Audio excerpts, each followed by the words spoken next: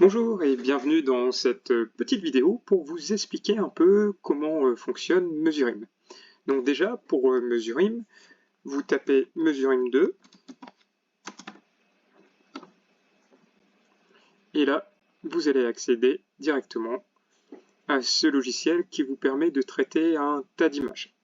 Donc dans ce qu'on a vu, différents types d'images, on peut imaginer quelles que soient les choses que vous avez à mesurer. Donc par exemple, si on prend du pollen de lys, on avait vu nous, pour les différents types de plantes. Donc imaginez que vous ayez ici ces différents types de pollen à mesurer. Vous pouvez copier-coller vos images à partir de captures d'écran, ou vous pouvez les enregistrer et après les remettre. La première chose qui va être à faire, ça va être de donner une échelle. Pour pouvoir mesurer, votre ordinateur n'a pas forcément une échelle. Donc quand c'est pour mesurer, on clique sur mesurer, tout simplement. On va définir une échelle. Alors pour nous, dans l'exemple, on avait utilisé des lames Cova qui faisaient 0,33 mm ici. Et du coup, c'est cette échelle-là qui nous permettait un carré. Imaginons que tout ceci se trouve dans un carré. Vous définissez cette échelle-là. Hop, vous vous dites que ça, c'est un carré. Et là, vous avez défini l'échelle. À partir de là, vous allez pouvoir mesurer tous vos grains de pollen. La taille va s'afficher systématiquement.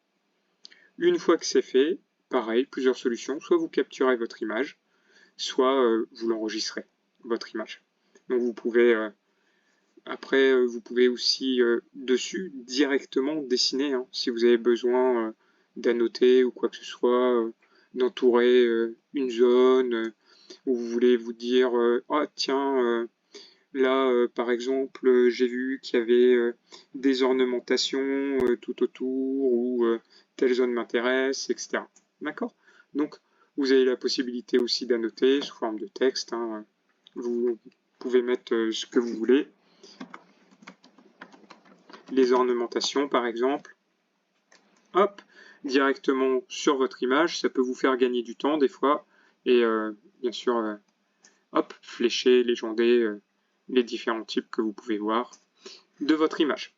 Une fois que ça c'est fait, vous pouvez enregistrer votre travail, vous pouvez l'exporter, vous pouvez aussi comparer avec d'autres images. Elles vont se mettre côte à côte si vous avez besoin.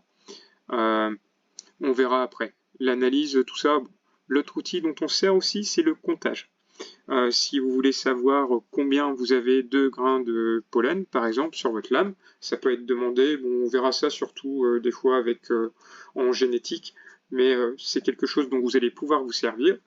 Donc, vous mettez, par exemple, le pollen, vous voulez compter, vous choisissez la couleur que vous voulez pour le contour, et à l'intérieur, vous pouvez prendre une couleur différente si vous voulez. Hop. On va dire des disques par exemple. Hop, vous avez défini.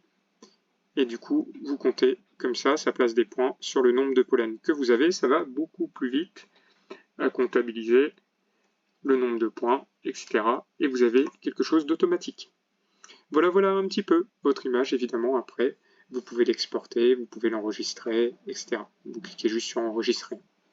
Enregistrer l'image annotée, l'image seule, les calques si vous en mettez, etc. Beaucoup de possibilités. Généralement, vous enregistrez l'image annotée, vous mettez le nom de votre fichier, et c'est gagné. C'est téléchargé, il n'y a plus qu'à après la coller et puis faire votre interprétation de résultats et votre conclusion. Voilà, j'espère que cette petite vidéo vous a aidé sur l'utilisation de Mesurim 2. Ne vous inquiétez pas, de toute façon on vous donne aussi toujours une fiche technique avec.